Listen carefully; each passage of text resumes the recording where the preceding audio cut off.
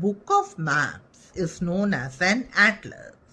So a book which is having collection of maps is also called an atlas.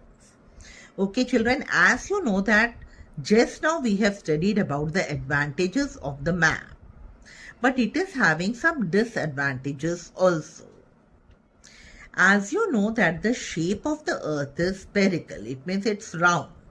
Earth is round, but it is a bit flat at the bottom and the top.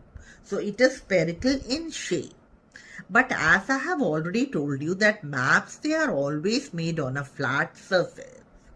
So we are showing a round surface on a flat surface.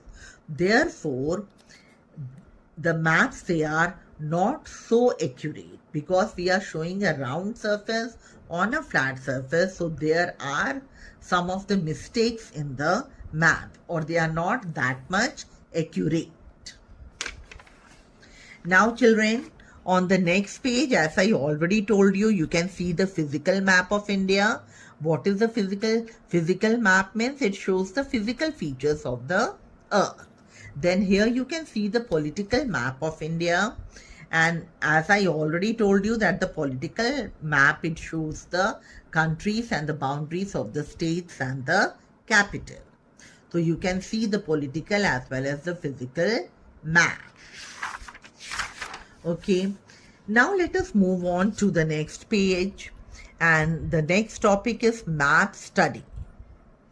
Now children, if we want to study the map, study means if we want to understand the map, we should understand the different elements of a map. They are very, very important if we want to understand a map.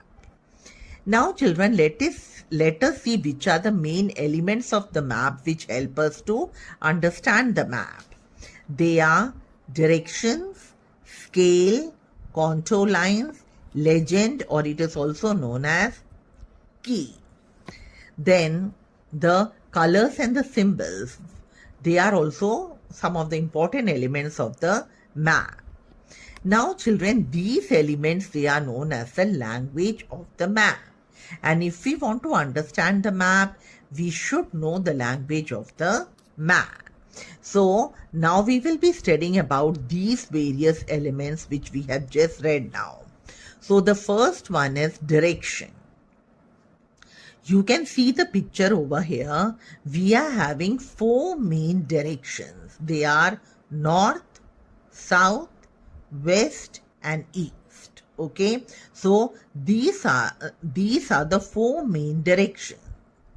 Now children, whenever we see a map, most of the maps, they are having the north direction at the top of the map.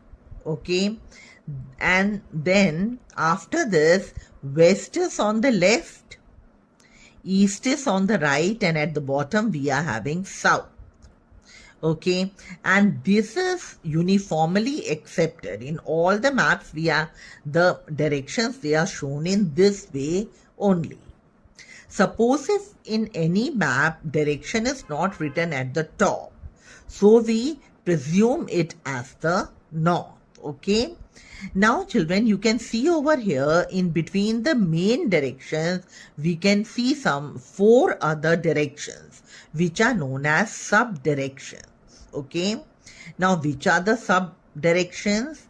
They are first of all northeast, which is between north and east, southeast, which is between south and east, southwest, which is between south and west, and northwest, which is between north and west. So we are having 4 main directions and 4 sub-directions. Understood? Now we move on to the next element, and that is scale. Now let us see what is the scale. Children, as I already told you that maps, they can show the entire surface of the earth also, and they can show any part of the earth also. As we know that on the map, it is not possible to show the size of each and every area. Suppose if we want to show a country, we cannot show the entire size of a country or the city, because in reality it is very, very big, and the map, they are not that much big. So that is the reason the maps, they are made according to a scale. Now let us see what is a scale. Now children, the scale, it is in the form of ratio, and this scale, it is written on the side or the bottom of the map. Now children, it will, like the scale, it is shown in this way, like 1:1 lakh. It means that 1 unit on the map, it is equal to 1 lakh units on the land. So in short, 1 centimeter on the map is representing 1 lakh units on the land. Now in short, let us see what is the meaning of the scale. Scale, it is the ratio between the distance on the map and the distance on the ground. Now let us study the scale with the help of an example. Suppose the actual distance between Mumbai and Delhi is 1400 kilometer on the ground, whereas on the map it is reduced to a scale of 14 centimeter. It means that a distance of 100 kilometer on the map is represented by 1 centimeter. Children, a map, some of the maps, they are not drawn according to a scale. Such maps which are drawn without a scale, they are known